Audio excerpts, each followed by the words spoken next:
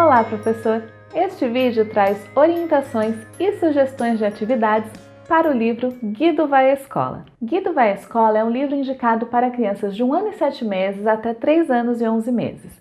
E essa é uma idade muito importante, porque é quando a gente cria na criança o gosto pela leitura e também a fruição dos sentimentos. Ou seja, se a gente der para a criança essa oportunidade de se encantar com as histórias, se encantar com a palavra escrita, de deixar o imaginário tomar conta, ela se torna uma boa leitora no futuro, inclusive capaz de escolher ela mesma o que ela vai querer ler. E é importante você também, professor, se deixar levar pela história, se encantar com a história. E como vai ser uma leitura dialogada, vai ser uma leitura com perguntas e respostas, com atividades com seus alunos, é interessante você sempre pensar em algumas perguntas sobre o texto. Por exemplo, quem é o personagem central do livro? Qual é o nome dele? Em que lugar acontece a história? Qual é o nome da amiga do Guido? Quais desenhos a Sofia e os seus colegas de classe entregaram para a professora? Guido Vai à Escola é uma história muito encantadora e muito divertida, que fala um pouquinho da necessidade de pertencimento e da criação dos amigos reais e dos amigos imaginários que são tão comuns na infância. Ela também fala da convivência e a autora nos propõe, de uma forma poética, aproximar a história do real com base na observação das diferenças. É uma história curta do gênero conto e as ilustrações são primorosas. Elas mostram tudo da perspectiva de uma criança de mais ou menos 3 anos de idade. Ou seja, a gente enxerga o mundo aqui mais de baixo. Os adultos, eles aparecem só da cintura para baixo, mas as crianças e o ganso aparecem de corpo inteiro. Então a gente tem essa sensação de enxergar o mundo pelos olhos dessa criança. A Laura Wall, autora do livro, é uma escritora e ilustradora britânica. Quando ela era criança, ela já amava desenhar, e a mãe dela costumava dizer que a Laura já nasceu com um lápis na mão. Depois que ela estudou arte na faculdade, ela recebeu uma bolsa para continuar os estudos no país de Gales, e foi nessa época que ela criou o primeiro livro da série Ganso. Depois que ela terminou essa etapa dos estudos, ela foi trabalhar como assistente de edição em uma empresa de televisão. Mas ela percebeu que não era aquilo que a deixava feliz, que ela ficava feliz mesmo quando ela pintava. Em 2010, ela desistiu do emprego e decidiu se tornar uma artista em tempo integral. No final desse mesmo ano, o seu trabalho já estava exposto em 10 galerias. E desde então, ela participou de exposições individuais, abriu a sua própria galeria e teve a série Ganso publicada em mais de 40 países.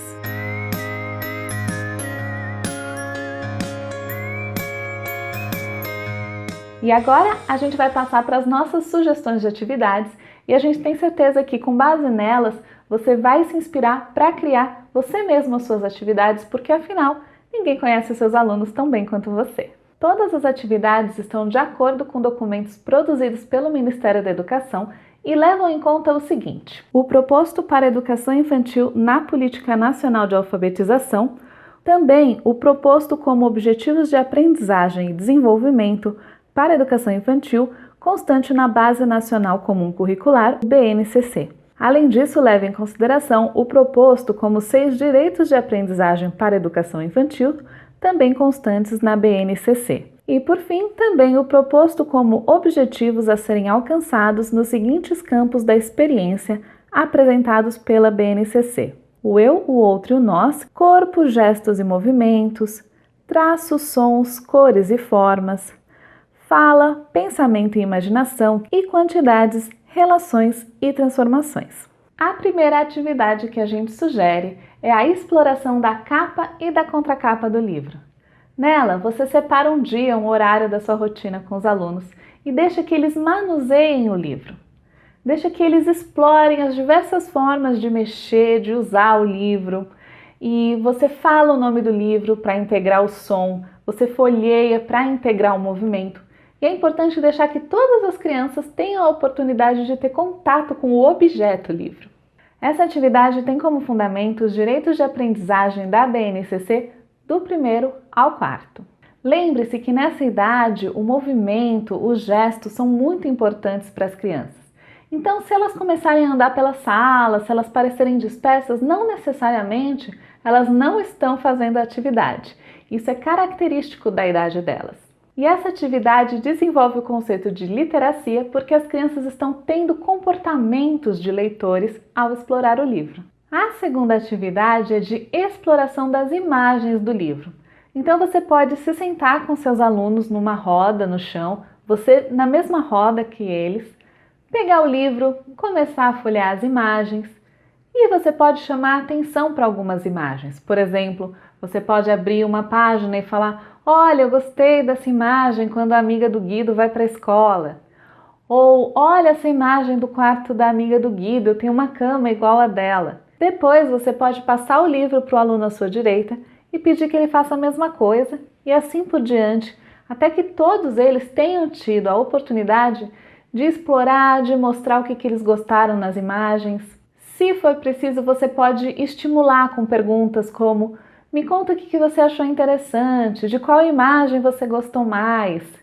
E se você sentir que as crianças estão ficando um pouquinho inquietas ou um pouquinho cansadas, você pode parar a atividade e retomar em outro momento, até que todo mundo tenha participado. O fundamento dessa atividade são os direitos de aprendizagem da BNCC do 1º ao 6º. E você vai estar ajudando as crianças a construírem um texto argumentativo oral, o que faz parte do conceito de literacia. A próxima atividade proposta é a roda de leitura, ou seja, você vai ler a história para os seus alunos. Mais uma vez, é interessante se sentar em um círculo com eles, mostre o livro para os alunos e comece a ler a história seguindo direitinho as palavras da autora. Se você sentir que as crianças estão ficando cansadas, você pode interromper a atividade e retomar num outro momento até completar a leitura do livro todo. É importante ler direitinho o livro como o autor escreveu para que as crianças saibam quais foram as palavras escolhidas para a história. Afinal, ler uma história é diferente de contar uma história. E essa leitura vai aumentar o repertório de histórias dos seus alunos. Essa atividade tem como base todos os direitos de aprendizagem, também o campo de experiências, o eu, o outro e o nós, e a construção do conceito de literacia. A próxima atividade é de seleção e ordenação de objetos. Então, para essa atividade é importante fazer objetos nas cores amarela, branca e preta, que são as cores do ganso. Você vai usar as cartolinas brancas, pretas e amarelas para fazer algumas figuras geométricas de tamanhos diferentes. As medidas que você vai utilizar são 5 cm, 10 cm e 15 cm. E você vai fazer 3 triângulos equiláteros, um de 5 cm, um de 10 e um de 15, nas cores branca, preta e amarela, 3 quadrados com as mesmas dimensões e cores dos triângulos, 3 retângulos e 3 círculos, todos seguindo essa organização. Depois, novamente numa roda com seus alunos, você coloca todas as cartolinas, todas as figuras espalhadas no meio, escolhe uma dupla, de preferência misturando menino com menina, e pede que eles recolham todas as formas que são amarelas. Depois eles mostram esses objetos para os colegas e todo mundo tem que achar semelhanças de formas, de tamanhos e explorar essas figuras juntos. E daí você pergunta para elas o que tinha no Guido que era dessa cor. No caso é o bico.